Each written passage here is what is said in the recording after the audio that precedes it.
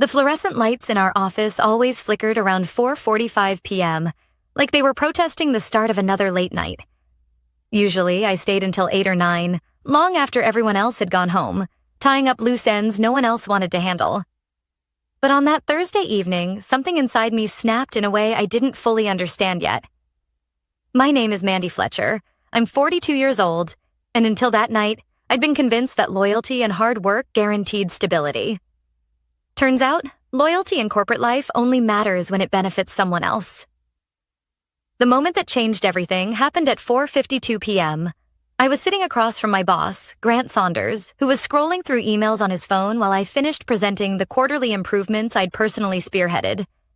28% faster turnarounds, 40% fewer client complaints, and a new onboarding system that had saved the company more than $200,000 this year alone. I'd spent the last 2 months preparing that report. Data, projections, case studies, everything. When I finally stopped talking, Grant looked up at me with the kind of expression people give toddlers who proudly show off a scribble. "A promotion?" he repeated, leaning back in his chair. "Mandy, maybe in a few years. You're reliable, but leadership requires presence. Big picture thinking. Reliable presence. Big picture. Corporate language for, you do all the work, but you'll never get the title." He chuckled, actually chuckled, and said, "But hey, keep grinding and we'll see." I thanked him, because that's what people like me are conditioned to do, and I walked out with my heart pounding and the edges of my vision buzzing. I didn't feel angry. Not yet. What I felt was hollow, but the real turning point came the moment I returned to my desk. It was 4:59 p.m., and for the first time in years, I stared at the clock like it was some forbidden object. 5 o'clock was something other people celebrated. Parents who left to pick up kids. Coworkers who had hobbies, gym classes, friends, people who had boundaries, people who weren't me. Then something strange happened. I closed my laptop. I grabbed my coat. And I walked out. My coworkers looked at me like I'd grown wings. One even whispered, "Is she sick?" But I said nothing. I just kept walking. And as I stepped outside, the cold January air hit my face, and God help me, I felt free. Not empowered, not confident, not rebellious. Just free like I'd stepped off a treadmill that had been speeding up for 8 straight years. I made it home by 5:40 p.m., and my husband, Chris, nearly dropped the spoon he was holding. "You're home early," he said, blinking. "Yeah," I said, hanging up my coat. "I decided to leave on time today." His expression softened in a way I didn't expect. "I like this version of you." It stung in the way truth usually does. For years, I'd been the dependable one, the first to volunteer, the one who solved problems quietly, the one who carried the weight of 3 roles without complaining. Grant used to joke that I kept the department running. I always laughed along, not realizing he meant it literally.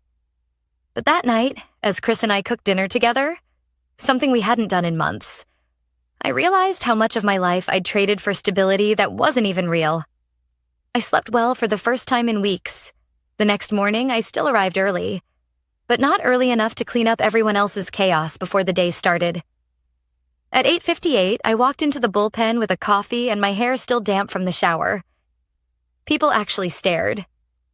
"Mandy, did you get stuck in traffic?" Someone joked. "No," I smiled. I got stuck respecting my time. They laughed, unsure how to interpret that. By 10 a.m., small cracks began to appear. A vendor had changed their invoicing process overnight, a problem I usually handled quietly before anyone even noticed. This time, when the panicked email chain started circulating, I didn't swoop in.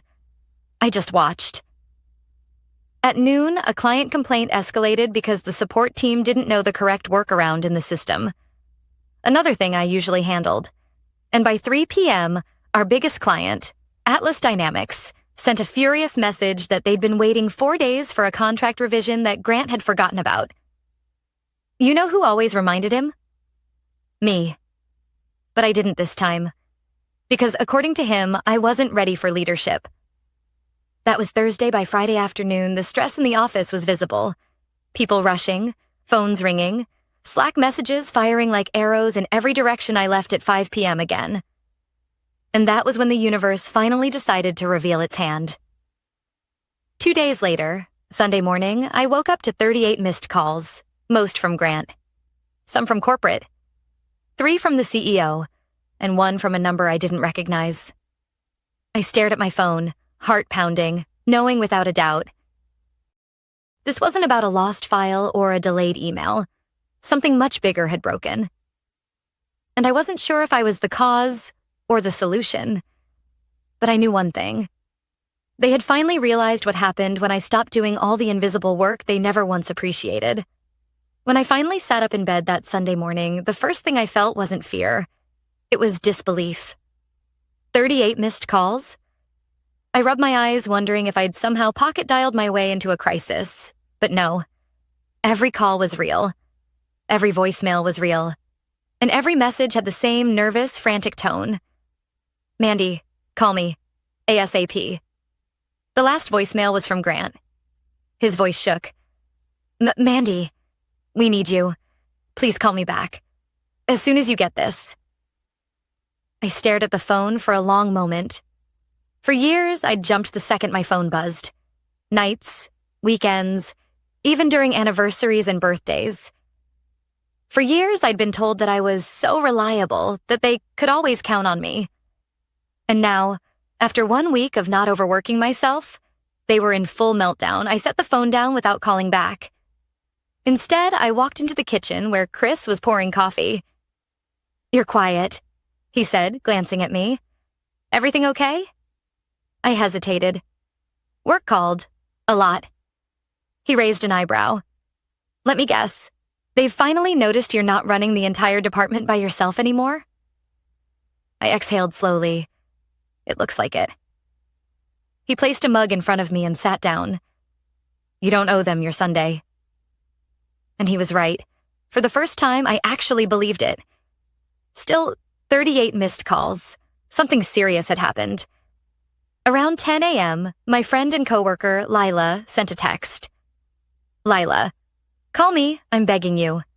Something exploded on Friday." I sighed, grabbed my phone, and called her. She picked up instantly. "Finally, Mandy, what the hell is going on? Everything fell apart after you left." I stayed quiet. "What do you mean?" "You know that contract revision for Atlas Dynamics? The one Grant forgot to finalize? Well, they pulled the plug on the entire renewal." My chest tightened. "They canceled the renewal? That contract is worth $3 million per year." "Exactly. And because the renewal wasn't processed correctly, Atlas thinks we intentionally stalled to renegotiate at a higher cost. They emailed the CEO directly, accusing us of incompetence." I swallowed. Hard. "And it gets worse," she continued. "Finance realized late Friday that the vendor invoices from January weren't processed because the new system update overwrote your workflow notes. Nobody knew the workaround." "Because I was the one who always handled it," I whispered. "Yes, and then, oh God. Legal found out that the compliance documents you usually prepare weren't submitted on time. They thought you were still doing them. But compliance isn't even in my job description." "I know, but everyone assumed you'd handle it." The irony tasted bitter on my tongue. "Mandy," she said softly, "people are panicking. Corporate is flying in tomorrow." That explained the unknown number. "They're calling an emergency meeting at 8 a.m. Monday," she added. "They want you there. Grant practically had a breakdown." I closed my eyes. "Lila, I didn't cause this." "I know you didn't. They caused it by piling everything on you and pretending it was normal." I thanked her, hung up, and sat alone in the kitchen. For years, I'd been the invisible safety net the entire company quietly depended on. But the moment I stepped back, even just a little, everything collapsed. And the sickest part? My job description didn't cover half of what I'd been doing. That night, I lay awake thinking about Monday. I wasn't afraid of being fired. If anything, that would have felt like a relief. What scared me was something deeper. What if they tried to drag me back into the same cycle? Because I knew how people like Grant operated. They didn't apologize. They panicked, begged, manipulated, and then, once the crisis passed, pretended nothing had happened. I wasn't going back to that. Not anymore. When I walked into the office Monday at 7:58 a.m., all eyes turned to me like I was a ghost returning from the dead. People actually whispered Grant stood outside conference room C, pale and sweating. The moment he saw me, he rushed over. Mandy, thank God. We need to talk. I held up a hand. The meeting starts at 8. We'll talk then. His mouth opened, then closed again. He followed me like a lost dog. Inside the conference room were the CEO, Marianne Ford, the regional director, 2 corporate auditors, legal counsel, and 3 department heads who suddenly couldn't meet my eyes. Documents were spread across the table. Thick stacks. Chaos printed on paper. When the clock hit 8 o'clock, Marianne cleared her throat. Mandy, please sit. We have several issues to discuss. Grant swallowed loudly, his voice barely a whisper. She's the only one who can fix this. He wasn't wrong, but not for the reasons he thought, because fixing the system wasn't the real problem. The real problem was that they never built one without me. And now, they were finally forced to face what happened when a company leans too heavily on a single, unrecognized backbone.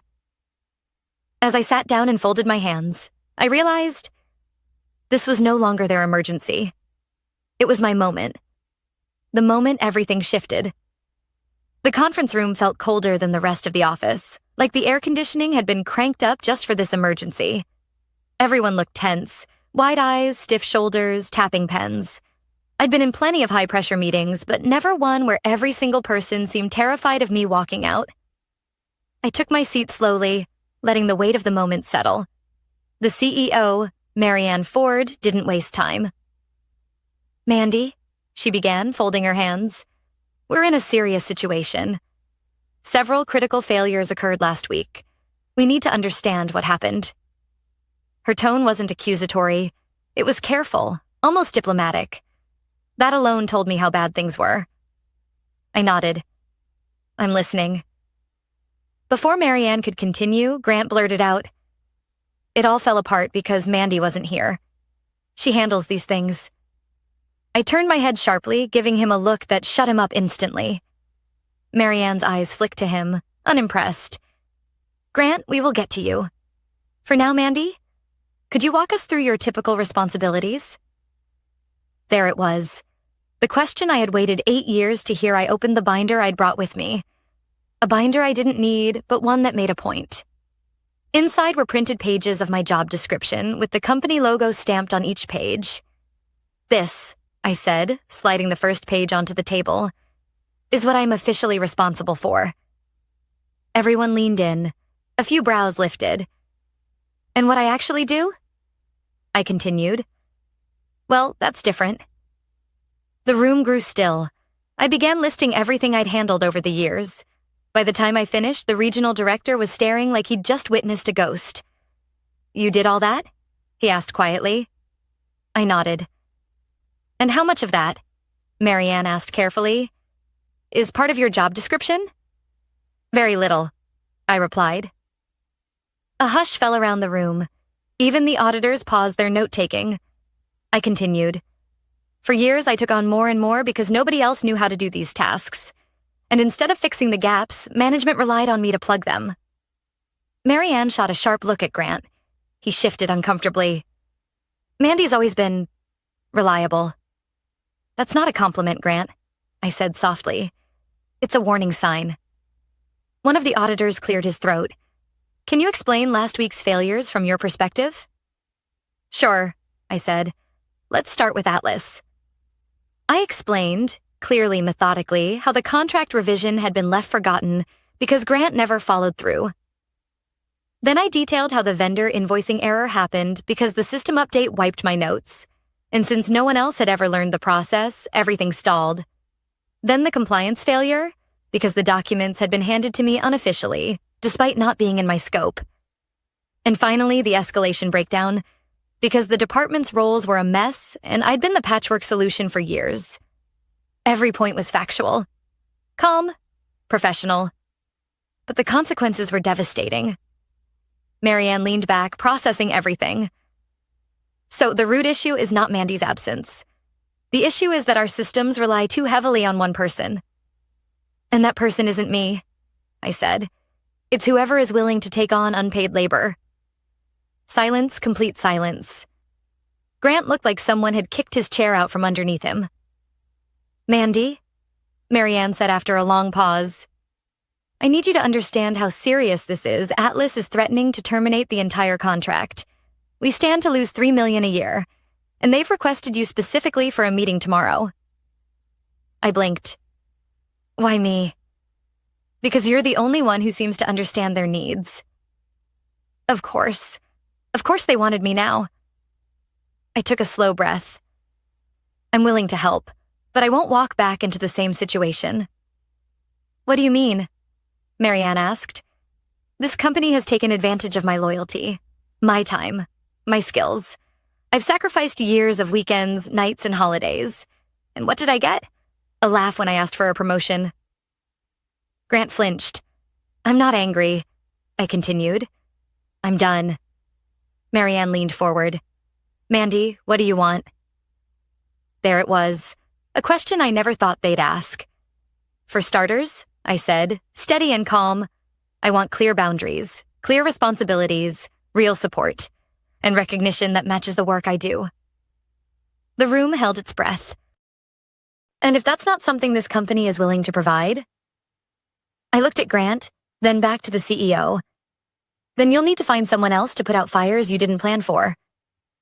Marianne looked at me for a long time, really looked at me, as if seeing me for the first time. We'll need to discuss this further, she said finally. But Mandy, don't make any decisions today. Translation, we can't afford to lose you. But for once in my life, I realized I could afford to lose them. I spent the rest of Monday in a strange limbo, half working, half watching the office unravel around me. People kept passing my desk with tentative smiles, as if approaching a recovering patient. Others avoided eye contact entirely, probably afraid I'd snap or walk out again. What they didn't understand was simple. I wasn't angry anymore. I was evaluating. By late afternoon, the emergency meeting's shockwaves had reached every corner of the building. The gossip traveled fast. Everyone suddenly realized just how much I'd been handling behind the scenes. Some looked guilty. Others just looked scared. And a few, honestly, looked relieved that someone had finally said it out loud. Around 4:30 p.m., Lila stopped by my desk with 2 cups of tea. You okay? She whispered. I think so, I said. It's been a day. That's one way of putting it. She glanced around, then lowered her voice. Rumor is corporate might shake things up. Big changes. I knew exactly what that meant. And Grant? I asked quietly. She made a face. Let's just say he's been pacing around the office like a man waiting for a firing squad. I didn't cheer at that. I didn't want revenge. I wanted accountability. Just keep breathing, she said, giving my shoulder a gentle squeeze. They need you more than they realize. Maybe but needing someone and valuing them were 2 very different things.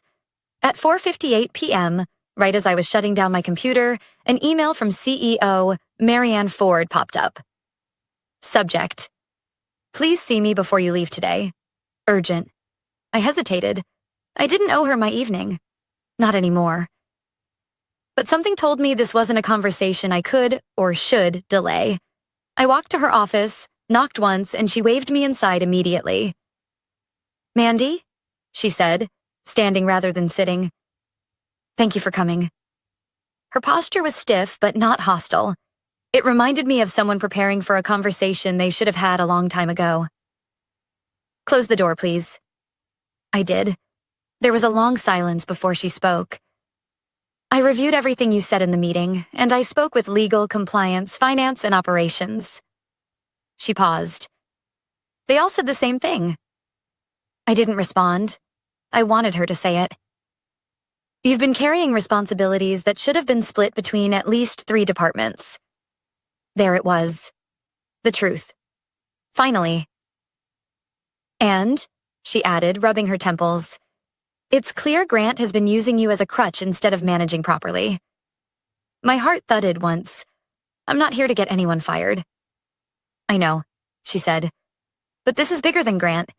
This is about the structure of the department and your future here. She took a slow breath. I want to offer you a solution. My stomach tightened. Tomorrow morning, she continued, Atlas Dynamics wants a full restoration plan. They've specifically requested you be present.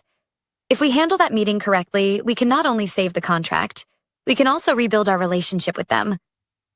And you want me to lead that meeting? No, Marianne said.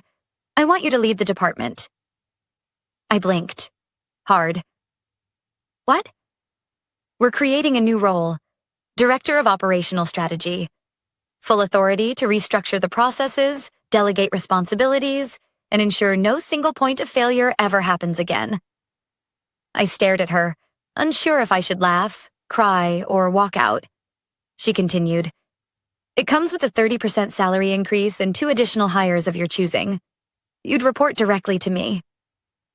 It was everything I had wanted. For years, recognition, authority, support, a real path forward. But a part of me stayed cautious. And what about Grant? I asked. Her jaw tightened. He'll be reassigned, away from direct management. Translation. He's being demoted without the title change, I exhaled slowly.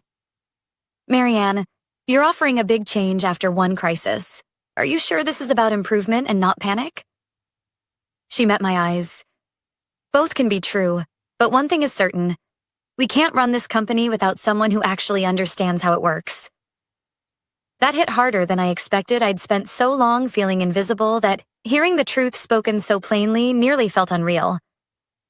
I need to think about it, I said quietly. I expected you would. She nodded. Take tonight. But Mandy, if we lose Atlas, it won't be because of you. If we lose you, that's a different matter entirely. A hint of vulnerability slipped through her voice, something rare in someone like her. I thanked her, left her office, and walked toward the elevators, feeling a pressure I hadn't felt before. Not guilt, not obligation, power. For the first time, I wasn't trapped. I had options, choices, leverage. But that didn't mean I'd say yes, not yet. Because the one thing stronger than wanting recognition was wanting my life back. I walked out of the building at exactly 5 p.m., and as I stepped into the cool evening air, one thought echoed in my mind. Tomorrow, everything changes, but I still had to decide whether it would change for them or for me. The next morning, I woke before my alarm, something that hadn't happened in years. Not from anxiety, surprisingly, but from clarity. The world outside was still dark, that quiet pre-dawn blue, but I felt awake in a way I hadn't felt in a long time.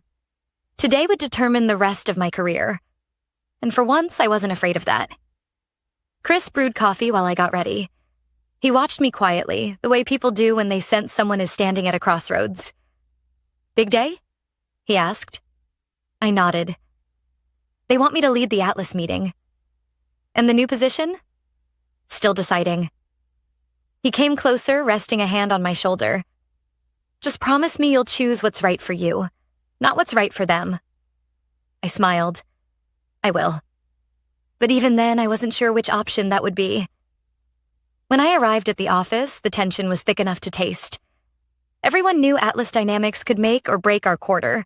Maybe even our year, people whispered as I walked by. A few nodded with cautious respect. It felt strange, not unwelcome, just unfamiliar. Grant stood outside the conference room, pale and stiff. The moment he saw me, he hurried over. Mandy, thank God you're here. I want to say, I'm not doing this for you, I said gently. His mouth closed with an audible click. For once, he didn't argue. Inside, the Atlas team waited. 4 representatives, arms crossed, eyes sharp. They weren't hostile, but they were clearly done with excuses. Marianne gave me a small nod. Let's begin. I took my seat across from Atlas. The room was silent. Then I started. I didn't defend the company, I didn't blame anyone. I didn't sugarcoat the failures. I simply told the truth. I explained where the breakdown happened, what processes were missing, and how the company had relied on one person to cover gaps that shouldn't exist. Atlas listened, their expressions slowly shifting from frustration to something closer to respect. Then I outlined a restructuring plan. Not a temporary fix, not a bandage, but a full system overhaul. Clear responsibilities, cross-training, new tracking tools, real accountability. And, I finished, I'll personally oversee the transition to ensure nothing falls through the cracks again.